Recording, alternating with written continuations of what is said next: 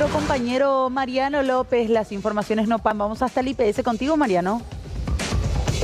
Sí, señores, muchas gracias. Y presten atención porque vamos a hablar de la situación de jubilados, la situación futura, porque han cambiado las reglas en los últimos años y una serie de movidas respecto a qué se va a tener en cuenta para la jubilación y más que nada las jubilaciones extraordinarias. Habrá casos muy particulares. Estoy aquí con el señor Víctor Eduardo Insán, él es consejero, representante de los asegurados. Don Víctor, ¿qué es lo que cambia finalmente? ¿Nos explica un poco quiénes serían los afectados? Sí, cómo no. Lo que hizo el Consejo fue derogar una resolución del año 2021, donde se establecía que el salario mínimo para estos jubilados de condiciones especiales y que no aportaban como mínimo un promedio mínimo, se les paga una jubilación del 75% del mínimo. Como en la práctica eso representaba una erogación importante, no sustentada financieramente para el instituto, la afectación fue muy importante, casi 17.000 millones de guaraníes fue el impacto que tuvo en las finanzas del fondo de pensiones y por eso se derogó, dejando en un promedio del 50% para futuras jubilaciones que no lleguen a ese promedio. ¿Cuáles son los casos especiales de jubilación? Y son para aquellas personas que llegan a más de 65 años de edad y que tienen como mínimo 15 años de aporte y que haciendo el análisis de sus 36 últimos aportes no alcanzan al promedio exigido por la institución, que es el mínimo, entonces se le ajusta para llegar por lo menos a un 50% del salario mínimo. Eso es lo que se busca, ¿verdad? Anteriormente, ¿cómo era el régimen? Y lo que se hizo en el año 2021 fue hacer dos ajustes sucesivos que impactaron negativamente en la finanza del instituto. Primero al 50% y después al 75%. Antes de eso era el 33% de la ley, sí.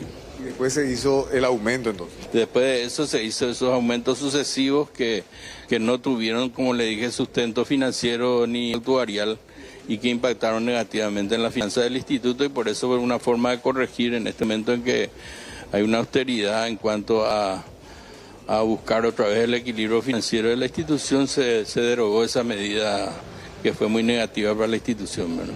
Y, por ejemplo, esas personas, ¿verdad?, en camino a la jubilación, ¿cuánto más o menos es lo que declaran de salario? Digo, por eso es que el aporte es tan... Generalmente son personas que en el pasado hicieron algún aporte y que se enteraron ahora de esa ley que les permite acceder a esa jubilación mínima y están acercándose. Y como generalmente son de hace mucho tiempo, su aporte no llega ni al 1.000.000 de guaraníes, ¿verdad? Y entonces se le da por lo menos un 50% del salario mínimo y también la atención de salud, ¿no? Equivaldría a 1.400.000. 1.350.000 guaraníes más o menos. Y con esta ley, la modificación, y ahí lo que Fernanda, estamos hablando de unas modificaciones, porque quiero situarle bien a la gente, ¿verdad? Se tenía el régimen habitual, que era el que estaba por los 30% aproximadamente, ¿verdad? Del salario mínimo, 33% del salario mínimo es lo que le correspondía para esa jubilación especial. Sí. Después, en el 2021, aparentemente, en medio de maniobras hasta políticas, como para congraciarse con cierto sector, es que se comenzó a aumentar. Entonces, esa persona que tenía un aporte por debajo incluso del 1.000.000 de guaraníes, o su salario declarado era por debajo del 1.000.000 de guaraníes, se jubila con el 75% del salario mínimo. Claro. O sea, más de 2 millones de guaraníes. Sí. ¿Y ahora? Él declaraba 1.000.000 que ganaba, pero sí, su jubilación era más de 2 millones. Exactamente, y ese 1.000.000 de diferencia quedaba a cargo del instituto y eso Claro. Es lo que deterioró, digamos, el fondo de pensiones, ¿verdad? ¿Y ahora se derogó eso? Se deroga eso para buscar otra vez el equilibrio, ¿verdad? ¿Y a cuánto? 1.340.000.